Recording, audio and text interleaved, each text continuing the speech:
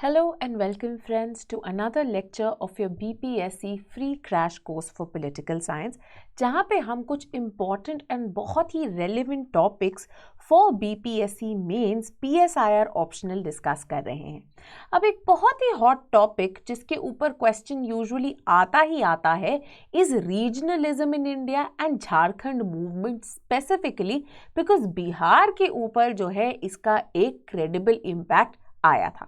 तो कैसे ये मूवमेंट शुरू हुई, किस तरह से ये रिलेट करती है इंडिया में रीजनलिज्म की आर्ग्यूमेंट्स को लेके, राइट, इन सब के ऊपर जो है इंपॉर्टेंट इश्यूज, इंपॉर्टेंट क्वेश्चंस आ सकते हैं, राइट। तो इसी को हम अब एक बहुत ही डिटेल में करेंगे ताकि अगर रीजनलिज्म से जुड़ा कोई क्वेश्चन आ जाए या फिर झारखंड मूवमेंट के ऊपर कोई क्वेश्चन आ जाए तो आप आराम से उसको टैकल कर पाएंगे ना। सबसे पहले तो अगर हम रीजनलिज्म की बात करते हैं, हमें समझना चाहिए कि आखिरकार रीजन का आइडिया क्या है। रीजन बेसिकली जियोग्राफिकल बेसिस पे डिफरेंट एंटिटीज होते हैं। एंड संजीव बरुआ, अब क्योंकि आप ऑप्शनल का पेपर लिख रहे हैं तो एक दो स्कॉलर्स कोट करना, इनफैक्ट 2 से 3 स्कॉलर्स आपको जरूर ही कोट करनी चाहिए। तो संजीव बरुआ का जो है बहुत ही बढ़िया काम है आपके रीजन्स को लेके। अब ये कहते हैं कि regions basically permeable, relatively permeable, मतलब इसके अंदर आया जा सकता है और जो है ये शिफ्ट हो सकते हैं, इनकी बाउंड्रीज थोड़ी सी बदल सकती हैं। परमिएबल है, then very importantly socially constructed है।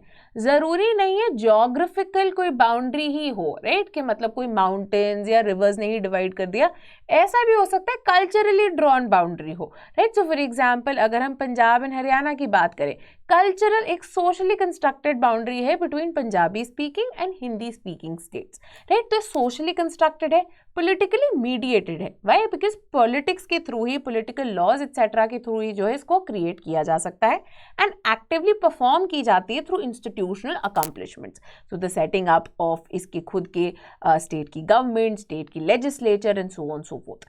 सीए परमल इसी के रिगार्डिंग कहते हैं कि रीजनलिज्म को therefore in India can be seen as a multi dimensional concept and force, right, and जो कि कई बार बाकी आइडेंटिटीज के साथ भी मिक्स हो जाती है, जो कि लैंग्वेज, एथनिसिटी, कल्चर, रिलीजन से जुड़ी होती है। पर रीजन एक रीजन एंड रीजनलिज्म से जुड़ी जो है एक आइडेंटिटी है वो डिस्टिंक्ट हो सकती है, राइट। सो फॉर एग्जांपल अगर हम बात करें केरला की, राइट, केरला के अंदर एक डिस्टिंक्ट रीजनल आइडेंटिटी है। अब ये जो डिस्टिंक्ट रीजनल आइडेंटिटी है this cuts across numerous intersections. अब केरला के अंदर there are Muslim Malayalis also, there are Hindu Malayalis also, right? In terms of culture, in terms of eating habits, बहुत सारी चीज़ों पे जो है इनके differences आ सकते हैं, but regionally जो है ये एक same identity enjoy करते हैं। मोर इम्पॉर्टेंटली संजीव बरुआ एक और चीज़ के ऊपर नज़र डालते हैं कि किस तरह से जहाँ नेशन एक बहुत ही मॉडर्न कॉन्सेप्ट है, right. The idea of nation states जो है आपके मॉडर्न एरा के अंदर शुरू होता है। वहीं पे अगर हम रीजनलिज्म की बात कर लें पर्टिकुलरली, क्योंकि रीजनलिज्म भी ऐसे एक सोशल आइडेंटिटी के साथ जुड़ा होता है, चाहे ये कल्चर से निकल के आए, एथनिसिटी से निकल के आए, लैंग्वेज से निकल के आए, तो ये जो रीजनल आइडेंटिटीज़ है ये एजेस ओल्ड है, ठीक है, बहुत पहले से चली आ रही है the idea of regional identity, right. So for example Tamil, right, the idea of Tamil, the kind of pride that they take in Tamil language, culture, वो बहुत टाइम से जो है चला आ रहा है, जो एक ये रिलीजियस जो रीजनल आइडेंटिटी होती है। इसी के चलते हुए राजीव भार्गव बात करते हैं कि अगर हम इंडिया में भी नेशनलिज्म देख लें, इंडिया में 3 तरह के नेशनलिज्म जो है डेवलप हुए थे प्रायर टू इंडिपेंडेंस। पहला था एक एथनिक रिलीजियस टर्म्स का नेशनलिज्म, जिसके कारण हमारे देश का बंटवारा हुआ। नेक्स्ट वेरी इंपॉर्टेंटली ऐसा नेशनलिज्म जो कि इंडिया एज अ स्टेट ने कैरी फॉरवर्ड किया, which is a civic nationalism. The idea कि हिस्टोरिकली सिविलाइजेशनली हम एक यूनिटी, एक आइडेंटिटी इंजॉय करते हैं और एक ये इंक्लूसिव आइडेंटिटी है which goes beyond language, region, religion के terms. And last was the idea of coalescent nationalism, जहाँ पे certain communities in certain territorial regional cultures उनको एक तरह से एक इंडिपेंडेंस या ऑटोनॉमी चाहिए थी to be able to carry forward their own economic, cultural, traditional, institutional ideas, जो कि उनके कल्चर का बहुत टाइम से पार्ट रहा हुआ है। तो अब हम देख सकते हैं whereas ethno religious nationalism तो हमने रिजेक्ट कर दिया, सिविक नेशनलिज्म ऑब्वियसली हम कंटिन्यू करते हैं, and in terms of asymmetrical federalism जहां पे कई एरियाज को हमने थोड़ी ज्यादा ऑटोनॉमी दी गई है, right, for example north eastern areas की हम बात कर सकते हैं, बहुत टाइम तक जम्मू कश्मीर के पास जो अवेलेबल थी, राइट, तो आपके आर्टिकल्स जो जैसे कि 371 है, राइट, ये सब आपके कोएलिशन नेशनलिज्म के साथ आप एसोसिएट कर सकते हैं। अब किस किस तरह के रीजनल मूवमेंट्स इंडिया में देखने को मिलती है, बहुत ही वेरी तरीके की रीजनलिज्म बेस्ड मूवमेंट्स आई। पहली आप जिनकी बात कर सकते हैं आज सेसेशनिस्ट मूवमेंट्स, जिनको कंप्लीटली क्रश डाउन कर दिया गया, ठीक है। अब ये बहुत ही एक डेंजरस फॉर्म है, वाई, बिकॉज ये unity and integrity of a country को थ्रेटन करती है, और ये निकल के आती है जब ये rather than N autonomous identity with in the state अपना एक अलग स्टेट, एक इंडिपेंडेंट टेरिटरी जो है बनाने की कोशिश करती हैं। तो सर्टेन ऐसी डिमांड्स जब उल्फा से आई थी, या फिर 60-70s के दौरान, एंड वर्सन जब ये हो गया था 80s एंड 90s के दौरान, जो खालिस्तानी मूवमेंट था या जो नागा मूवमेंट थी, ये सब जो है सेसेशनिस्ट मूवमेंट्स की तरह देखी गई। Then another type of movements are demand for state autonomy, right? जहाँ पे greater autonomy within Indian state only, but greater autonomy जो है ये डिमांड करते हैं, right? So for example आपका जो आर्टिकल 370 था, वो जम्मू कश्मीर जो farmer state of Jammu and Kashmir था, जो कि अब डिवाइड कर दिया गया है इनटू यूनियन टेरिटरीज, उसको एक ऑटोनॉमी देता था। सिमिलर ऐसे डिमांड्स जो है आगे रखी गई थी से पंजाब द्वारा in its Anandpur Sahib resolution. Then movements for statehood, यहाँ पे ज्यादा ऑटोनॉमी भी नहीं मांग रहे, वो बोल रहे हैं हमें एक सेपरेट स्टेट बना के दे दीजिए, है। तो वेरियस मूवमेंट्स, चाहे हम झारखंड की मूवमेंट देखते हैं, छत्तीसगढ़ के लिए देखते हैं, तेलंगाना के लिए देखते हैं, ये सब क्या है, एक सेपरेट स्टेट बनाने की, एन इक्वल स्टेट एज बाकी सारे स्टेट्स हैं in India. Then another movement जो कि बहुत ही इंपॉर्टेंट है is the insider outsider complex, जो कि सन्स ऑफ सॉइल मूवमेंट के साथ भी एसोसिएट होता है, जहां पे द आइडिया कि इस स्टेट के अंदर जो यहाँ की इंडिजिनस लोग हैं उन्हीं को रहने का अधिकार है एंड आउटसाइडर्स को नहीं। तो ये नेटिविज्म भी बुलाई जा सकती है, राइट। तो फॉर एग्जांपल असम में नागालैंड को लेके जब ग्रेटर नागालैंड आइडिया का हम बात करते हैं, या महाराष्ट्र में फॉर एग्जांपल शिवसेना ने इसकी बहुत बात की थी, this is called the insider outsider complex. अब क्या रीजन है, ये भी बहुत जरूरी है कि किस रीजन के कारण रीजनलिज्म कई जगह पे पनपते हैं, कई जगह पे नहीं पनपते हैं, राइट, क्या क्या वैरायटीज हो सकती हैं। अब इस रीजन के ऊपर सबसे इंपॉर्टेंट काम किया है अतुल कोहली ने। अतुल कोहली कहते हैं कि पीरियोडिक डिमांड्स जो हैं ऐसी आती रहती है वेरियस एथनिक ग्रुप्स पे, जहां पे वो सेल्फ डिटर्मिनेशन मूवमेंट्स के थ्रू मल्टीकल्चरल डेमोक्रेसीज में, पर्टिकुलरली अभी जो डेवलपिंग कंट्रीज हैं उनके अंदर अपनी एक सेपरेट आइडेंटिटी को असर्ट करने का मौका मांग रहे होते हैं। अब बहुत सारी रीजंस हो सकते हैं। पहली चीज तो कल्चरल ट्रेडिशंस, राइट, जहां पे कुछ एक रीजनल एंटिटी के लोग अपने आप को कल्चरली डिस्टिंक्ट ग्रुप जो है मानते हैं। Then state intervention, right, state का कितना ज्यादा जो है इंटरफेरेंस है वहां पे। रिसोर्स स्कार्सिटी, अगर उनको लगता है कि हमारी अंडर डेवलपमेंट हो रही है या हमें एडिक्वेट अमाउंट ऑफ रिसोर्सेज नहीं मिल रहे हैं, या even the idea of imported nature of democracies in several post colonial countries, जहां पे जो डेमोक्रेसी है बॉटम अप आने की जगह टॉप डाउन वे में जो है इम्पोज की गई थी। साथ ही में अभी भी जो मास इलेक्शंस है वो जरूर बढ़ गए हैं, but a number of scholars have argued that अभी भी developing and post colonial countries की जो इंस्टीट्यूशंस है वो रिलेटिवली वीक इंस्टीट्यूशंस है। The kind of institutionalization required वो अभी तक नहीं हो पाया है। कंपैरेटिव पॉलिटिक्स में भी इंस्टीट्यूशनलाइजेशन के अंदर हम यही बात करते हैं, राइट, जिसके कारण सॉफ्ट स्टेट भी जो है बुलाया जा सकता है, जो कि गुनार मिर्दाल का थीसिस था। अब अतुल कोहली कहते हैं कि ये मूवमेंट्स लंबी कितनी चलेंगी, ये भी एक क्वेश्चन मार्क है।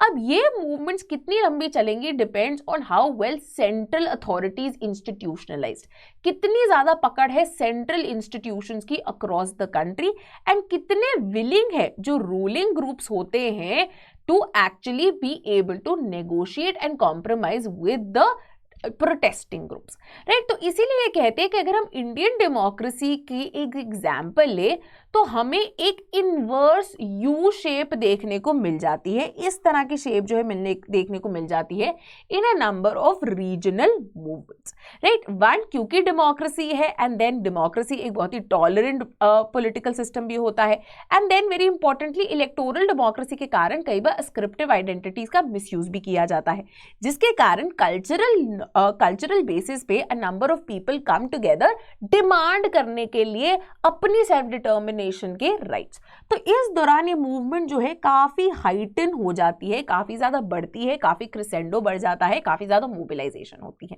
देन ऑब्वियसली अब डिपेंड करता है स्टेट एंड स्टेट के लीडर्स पे कि कितने ज्यादा ये ओपन है टू टॉक्स, कितनी ज्यादा ये बात कर सकते हैं। वेरी इंपॉर्टेंटली जो प्रोटेस्टिंग ग्रुप्स है उनके ऊपर भी कुछ नेचुरल लिमिटेशंस है, रिसोर्सेज की लिमिटेशन है, लोग कितना सैक्रिफाइस कर सकते हैं उतनी उसकी भी लिमिटेशन है। तो एक पॉइंट के जाके ये थोड़ा जो है स्टैग्नेट हो जाता है जब नेगोशिएशंस एंड कॉम्प्रोमाइज में बढ़ जाता है। उसके बाद they can come up with certain solution, से फॉर एग्जांपल नया स्टेट बना दिया या किसी तरह के अग्रीमेंट में ये एंटर कर गए, जैसे कि बोडो अकॉर्ड था या मीजो अकॉर्ड था, जिसके बाद जो है इसके अंदर एक फॉल देखने को मिलता है। एंड दैट इज वाई इसको क्या बुलाया जाता है, एक इनवर्स यू शेप जो है देखा जाता है इन रीजनल movements का। अब one of the first phase of regional movements was seen on the basis of language identity, right? Because prior to the independence, Congress ने भी जो है अपने प्रदेश, जो प्रदेश कांग्रेस थी प्रोविंसेस के अंदर, उनमें बात की थी of a language based state reorganization, जो कि इंडिया में पोस्ट इंडिपेंडेंस नहीं देखा गया इमीडिएटली। तो अब बहुत सारी ये जो है डिमांड्स उठी, particularly led by Andhra Pradesh and Potti Sriramulu, जिन्होंने अपनी जान भी गंवा दी थी in protesting for a linguistically distinct state of Andhra Pradesh. ठीक है, तो उसी दौरान जो है फिर स्टेट रीऑर्गेनाइजेशन कमेटी ने अप्रूव किया इसको, एंड स्टेट रीऑर्गेनाइजेशन एक्ट के तहत 1956 में सदर्न इंडिया में इन स्टेट्स की रीऑर्गेनाइजेशन की गई एज पर द लैंग्वेज। ठीक है, तो तमिलनाडु तमिलियंस के लिए, केरला मलयालीज के लिए, कन्नडास के लिए Karnataka, and Telugu speaking population के लिए आंध्र प्रदेश। राइट ना, इसके अंदर भी 1960s के अंदर पॉल ब्रास कहते हैं कि गवर्नमेंट की जो अप्रोच थी तो रीजनल डिमांड्स, उसको भी कुछ रूल्स के थ्रू जो है समझा दिया गया कि पहली चीज तो अगर आप डिमांड रख रहे हैं रीजनल मूवमेंट की, तो ये सेसेशनिस्ट नहीं होनी चाहिए। ठीक है, इंडिया से सेपरेट होने की बात ना करें। देन ग्रुप्स जो कि डिमांड्स रख रहे हैं, इनकी अगर कल्चरल सॉलिडारिटी है, this should be on the basis of either language या कल्चर। ये रिलीजियसली नहीं डिफाइन होनी चाहिए, बिकॉज एथनो रिलीजियस पार्टीशन हम ऑलरेडी विटनेस कर चुके थे किस तरह से कम्युनलिज्म कॉज कर सकता है, तो ये कंप्लीटली रिजेक्ट कर दी गई। Then it should be backed by popular support, सिर्फ एलिट्स का सपोर्ट ना हो अपने फायदे के लिए, बल्कि मासेस का सपोर्ट हो। Last but not the least, it should be acceptable to linguistic minorities, that आज आप अपनी लैंग्वेज के बेसिस पे एक स्टेट बना रहे हो, कल को और भी डायलेक्ट्स के राइज हो सकते हैं, तो ये फर्दर डिविजन हो सकती है इनटू इवन स्मॉलर स्टेट्स, तो आपको इसके लिए भी तैयार रहना पड़ेगा। Then very importantly come the reasons and analysis, जैसे कि हम पहले भी कर रहे थे, जो अतुल कोहली ने एक रीजन दिया था, उसी के ऊपर हम और भी बातें करते हैं। पहला रीजन आता है पॉलिटिकल बैकिंग। अब क्रिस्टोफर जैफलर्ट कहते हैं कि जो पॉलिटिकल बैकिंग है वो एक मेजर रोल प्ले करती है in the formation of state and identity, और ये पॉलिटिकल बैकिंग दोनों डोमेस्टिक एंड इंटरनेशनल इंपॉर्टेंट हो सकती है। Right, so for example within the formation of Telangana a major backing, even though Andhra Pradesh wasn't ready, UPA government ने जो है उनको बैकिंग दी, जिसके कारण तेलंगाना बिकेम पॉसिबल। सिमिलरली हम एक और एग्जांपल दे सकते हैं with the formation of the separate state of even Bangladesh. Bangladesh की मूवमेंट जो है वो आखिरकार एक रीजनल आइडेंटिटी की तरह खड़ी हुई थी। अब इंटरनेशनल सपोर्ट बहुत मिला बांग्लादेश को, पर्टिकुलरली इंडिया के थ्रू, जिसके कारण 1971 में एक separate state of Bangladesh possible हो पाया। Another perspective is added by Atul Kohli and A.K. Ghosh, which is the political economy perspective. अब ये इकोनॉमी पर्सपेक्टिव, जो पॉलिटिकल इकोनॉमी पर्सपेक्टिव है, आपने झारखंड मूवमेंट के लिए भी याद रखना है। क्यों? बिकॉज ये आप अप्लाई करेंगे to the formation of Jharkhand. Atul Kohli and A K Ghosh point करते हैं कि जो पॉलिटिकल इकोनॉमी है इंडिया की यूनिक कैपिटलिज्म की in the aftermath of the LPG reforms, इसके कारण बहुत सारे डिमांड्स आए स्टेटहुड के from various regions particularly like Jharkhand and Chhattisgarh, जो कि बहुत रिसोर्स रिच थे, राइट, बहुत ही रिसोर्स इंडाउड थे। तो ये और इनकी रीजनल पार्टीज अब अपने एरिया के लिए और अपनी पॉपुलेशन के लिए, most of whom happen to also be adivasi, इनके लिए अब एक सेपरेट स्टेटहुड डिमांड कर रही थी to be able to take advantage of policies of liberalisation and privatisation, particularly mining areas में for these resource rich regions. ठीक है, तो आपने याद रखना है कि झारखंड मूवमेंट की अगर बात होगी और उसके स्टेटहुड की बात होगी तो सबसे ज्यादा रेलिवेंट किसका पर्सपेक्टिव है? कोली एंड घोष का political economy perspective. Then another perspective that we can talk about is the secession of rich, जिसकी बात प्रोफेसर आशुतोष कुमार करते हैं। ये कहते हैं कि अब rather than, अब कई रीजन्स है जो कि अंडर डेवलपमेंट सह रहे थे और विच फेल्ट डिप्राइव्ड, राइट, जिसका आइडिया पहले हम ये समझ लेते हैं योगेंद्र यादव एंड रामचंद्र गुहा ने आगे रखा। तो along with the political economy perspective आप ये डिप्रिवेशन पर्सपेक्टिव भी जो है ये झारखंड के अंदर कोट कर सकते हैं, जहां पे क्या आइडिया था, जहां पे इन्होंने कहा कि basically within states there were certain areas which felt कि जितनी डेवलपमेंट हो रही है उसका जो एक ट्रिकल डाउन है हमारे तक नहीं पहुंच रहा। ये फीलिंग थी झारखंड एंड छत्तीसगढ़ के एरियाज में भी। सिमिलर फीलिंग आपको विदर्भा में भी देखी जाती है विद रिगार्ड टू महाराष्ट्र। अब इसके काउंटर में एग्जिस्ट करता है ये प्रोफेसर आशुतोष कुमार का सेसेशन ऑफ द रिच, जहां पे certain rich areas feel that why should we carry the burden of the under developed areas, right. ये पर्टिकुलरली हम देख सकते हैं with the demand for a separate Harit Pradesh और western Uttar Pradesh from eastern UP, because western UP green revolution के gains के कारण आगे बढ़ गया है, बल्कि वो डेवलपमेंट जो है ईस्टर्न यूपी में नहीं आई है। Then is the political cultural perspective, जो कि पॉल ब्रास जैसे लोगों ने आगे रखा, पॉल ब्रास एंड खिलनानी ने, जो कि बेसिकली अब एक पैरोकियल आइडेंटिटी, लैंग्वेज जैसी आइडेंटिटीज पे जो है ये बेस था। Then we have administrative और governance aspect, right? तो बेसिकली उन्होंने बोला कि कई बार बहुत large states become very very difficult to govern, तो इसीलिए हमें इनकी एक प्रैक्टिकल साइजिंग करनी चाहिए। लुई टिलन ने भी अपने काम रीमैपिंग इंडिया में ये बात की और उन्होंने कहा कि अब इस थीसिस के बियॉन्ड जाके हमें समझना है कि सेपरेट स्टेटहुड की मूवमेंट्स इनफैक्ट बहुत ही डायनामिक है, और इवन दो इनके ऑब्जेक्टिव्स आइडेंटिकल रहे, जो पॉलिटिक्स है around this issue these keep changing. ठीक है, तो इसीलिए the way in which this movement is talked about और fought for that also might keep changing over time. Now, after we've looked at regionalism, let us very quickly look at the formation of Jharkhand from Bihar. एक historical perspective किस तरह से बन गया है। Now, theory में हमने क्या बात करनी है, हम दो मेन थ्योरीज यहाँ पे अप्लाई कर सकते हैं। एक हमने बात की थी very importantly Atul Kohli and A K Ghosh की जो पॉलिटिकल इकोनॉमी अप्रोच है, right, and secondly Yogendra Yadav and Ramachandra Guha की जो डेप्रिवेशन थ्योरी है। दोनों ही एप्लीकेबल है for the demand of Jharkhand separate from Bihar. अब जो स्टेट ऑफ झारखंड था ये 2000 में जो है बन के आया एंड बेसिकली ये centered है around the mining areas of Dhanbad and Jharia, which are also the main steel manufacturing regions containing Bokaro and Jamshedpur, जो कि सदर्न पार्ट ऑफ बिहार के अंदर आते थे। तो यहाँ पे आप मैप में देख सकते हैं कि पहले ये एक यूनाइटेड बिहार था, अब ये जो सदर्न एरिया है ये mining rich and steel manufacturing वाले रीजन्स, जिनसे अब रांची बन गया, जिनसे अब झारखंड बन गया with its capital eight Ranchi. अब एक रीजनल मूवमेंट जो है बहुत पहले ही शुरू हो गई थी, in fact even prior to independence in 1920s, which was the Jharkhand movement, but इसका इन्फ्लुएंस जो है ज्यादा बड़ा post independence, particularly in the 1970s with the formation of the Jharkhand Mukti Morcha led by Shibu Soren.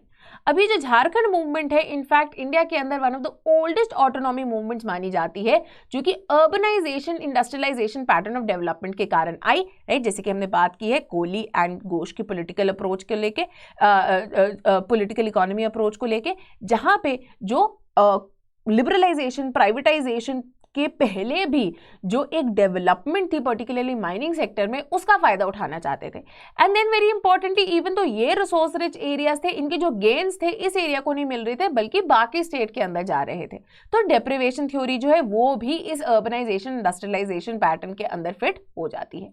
अब डॉक्टर रामदयाल मुंडा ये आर्ग्यू करते कि जो स्ट्रगल थी इंडिजिनस एंड ट्राइबल लोगों की, ये centre around the issues of land, forest and water resources, culture and identity, right. कई बार इसको जे भी बोला जाता है, जल, जमीन, राइट, जल, जमीन और आपका जंगल, ठीक है, जल, जमीन, जंगल मूवमेंट, ट्रिपल जे, ठीक है। तो अब ये जो है, ये 3 ideas are seen as very very important for their self determination and साथ ही में a rightful control over the resources जो कि एज से इंजॉय करते आए हैं।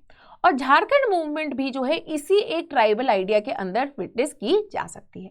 अब मेन एम क्या था, एक सेपरेट आदिवासी स्टेट बनाना जहां पे इनके रिसोर्सेज की गेन इन लोगों तक भी पहुंच सके।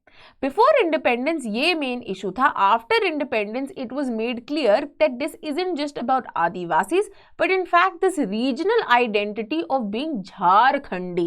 तो अब सिर्फ एथनिसिटी नहीं बल्कि पूरे रीजन का मुद्दा बन गया that even if you are not Adivasi but if you belong to this region, तो एज अ प्राउड झारखंडी आपको अपने स्टेट की, अपने रीजन की, अपने लोगों की डेवलपमेंट के अंदर इन्वेस्ट करना जरूरी है।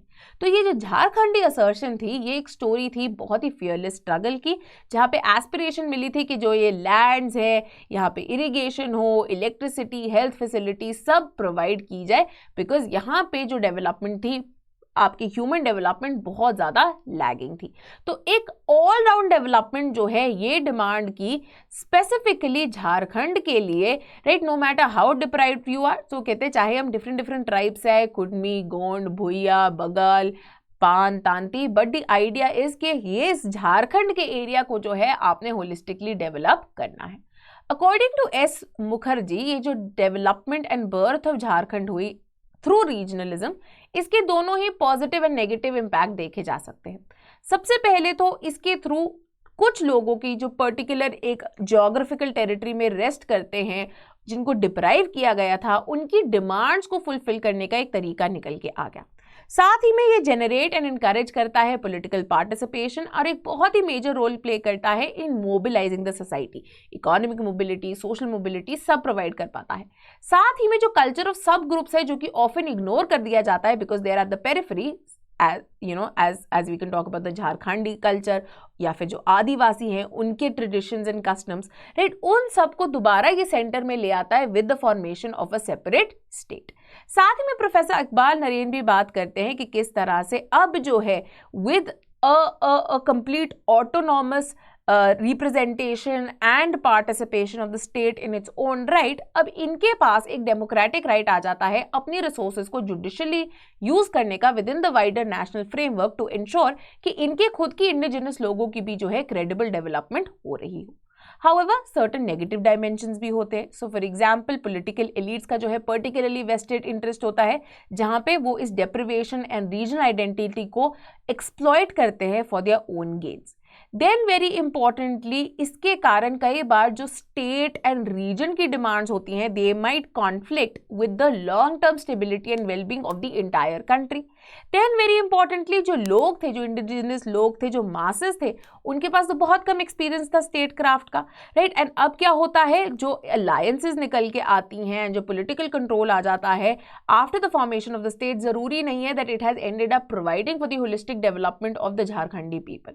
इकोनॉमिक लेवल पे भी इवन दो इंडस्ट्रियलाइजेशन, माइनिंग आदिवासी लैंड में इंकरेज कर दी गई है with the coming of capitalist industrialists in the mining and mineral rich area, जरूरी नहीं है कि उस वहाँ की जो population थी उनको जो demands थी उस हिसाब से उनको रिटर्न मिले हों in terms of health, in terms of electricity, in terms of education. So basically the money has not trickled down to their pockets but has gone into the pockets of the political elite as well as the capitalist. In conclusion हम कह सकते हैं कि regionalism आज भी एक major source of conflict है India में, बट इसके साथ डील करना बहुत ज़्यादा ज़रूरी है because as India emerges and grows, ये जो सोशल पॉलिटिकल स्टेबिलिटी है बहुत ज़्यादा इंपॉर्टेंट रहेगी इस ग्रोथ को सपोर्ट करने के लिए। तो इसी के लिए कुछ आपके सामने रिकमेंडेशंस भी आगे रखे गए हैं। प्रोफेसर ए मट्टू आर्ग्यू करते हैं कि कॉन्स्टिट्यूशनल आर्टिकल्स जो हैं जैसे कि आर्टिकल 3, इनको बढ़िया तरीके से यूज करना चाहिए to ensure cooperation as well as agreement of states, ताकि कोऑपरेटिव फेडरलिज्म का आइडिया जो है परपेचुएट किया जा सके। सिमिलरली दो बहुत ही इंपॉर्टेंट फेडरलिज्म के रिगार्डिंग जो दो कमिटीज बैठी थी, सरकारिया एंड पुंची कमीशन, इन दोनों ने ये हाईलाइट किया है कि जरूरी है कि आप कोऑप्ट कीजिए डेमोक्रेटाइजेशन, साथ ही में इफेक्टिवली यूज कीजिए लोकल सेल्फ गवर्नमेंट्स को, and political usages of article 356 and office of governor जो है थ्रू गवर्नर्स रूल, उसको एकदम बेयर मिनिमम कीजिए, only as a matter of last resort. Similarly Louise Tillin भी एम्फसाइज करती है कि कंसेंसस बिल्डिंग की बहुत ज्यादा जरूरत है एज वेल एज नेगोशिएशंस, जब भी हम प्रॉब्लम्स ऑफ फेडरलिज्म के साथ डील कर रहे हो, and continuously leaders will have to be open to democratic accommodation अगर हम लॉन्ग टर्म में unity and integrity of our democracy ensure करना चाहते हैं। With this important topic comes to an end. इन चीज़ों को आपने कंटिन्यूसली रिवाइज करते रहना है। वेरी इंपॉर्टेंटली, अगर आप ऑलरेडी आंसर्स नहीं लिख रहे हैं और लिखना चाहते हैं तो आप पार्ट बन सकते हैं हमारी टेस्ट सीरीज का फॉर BPSC PSIR, राइट, जिसके थ्रू आप कंटिन्यूसली प्रैक्टिस भी कर पाएंगे ऐसे इंपॉर्टेंट क्वेश्चंस को, इंक्लूडिंग प्रीवियस ईयर क्वेश्चंस को अलॉन्ग विद डिटेल्ड इवैल्यूएशन। ठीक है, so this was all from us today. Thank you and keep watching sleepy classes.